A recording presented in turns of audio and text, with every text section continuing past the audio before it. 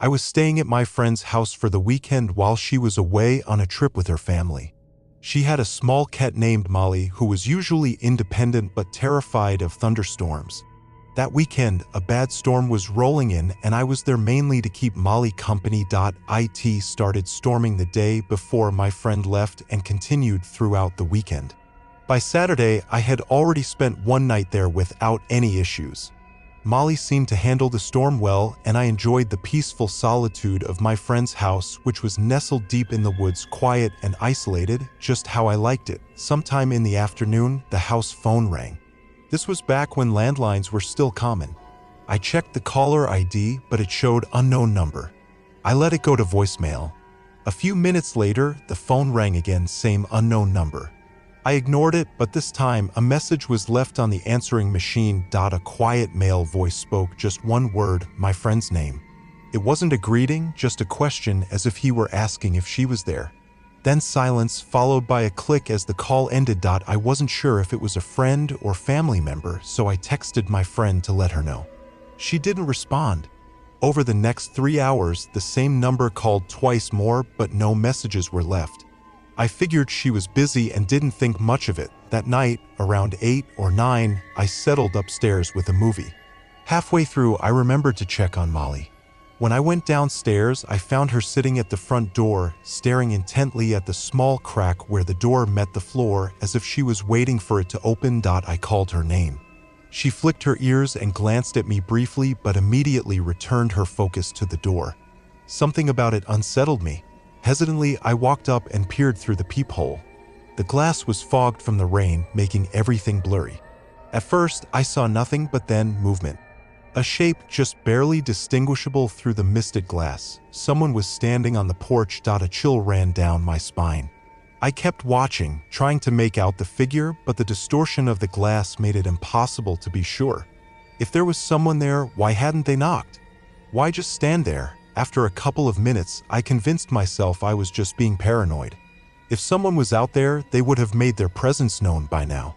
I stepped away, checked Molly's food and water, grabbed some snacks, and returned to my movie. Before heading back upstairs, I glanced at the door again. Molly was gone, but something else was different. The blurry shape I had seen earlier? It wasn't there anymore. Had there really been someone standing outside all that time? Feeling uneasy, I picked up Molly and took her with me to the bedroom.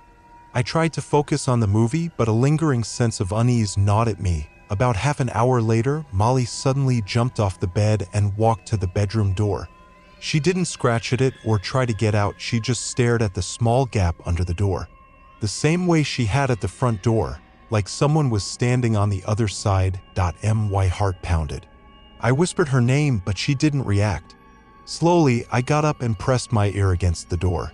Silence. Then, crouching down, I peered through the narrow gap at the floor. A pair of feet. Just inches from the door. I shot backward, my pulse hammering in my ears. My eyes darted to the doorknob. I hadn't locked it. With a shaking hand, I lunged forward and flipped the lock. The moment I did, the person outside bolted, their footsteps pounding down the stairs. I scrambled for my phone, dialing 911 as I rushed to call my friend. By the time the police arrived, the house was empty. The intruder was gone. Authorities believed the caller, the unknown voice on the answering machine, was the same person who had been lurking outside. A stalker, likely watching my friend for some time. The fact that they showed up the weekend she was away raised disturbing questions. Did they know she was gone? Had they planned to break in, expecting an empty house, or worse, were they waiting for her to return? We never found out who they were, and my friend never heard from them again.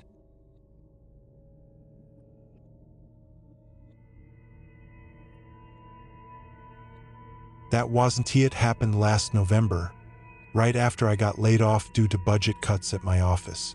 I spent weeks at home, scrolling through job postings, applying for anything remotely interesting. After 2 weeks with no responses, I started getting desperate. That's when I stumbled upon a lesser-known job site and finally got an email back. The message was from someone named Zach, a manager who said he had a packed schedule but wanted to interview me that very night. I wasn't prepared, and the short notice was weird, but I didn't want to miss the opportunity. The job seemed like a typical sales position with decent pay. I agreed, and Zach sent me an address .at715. I arrived early. The location was a small, unmarked building with no signs or logos, just an address number. The parking lot was empty. No lights inside. I double-checked the address. It was correct.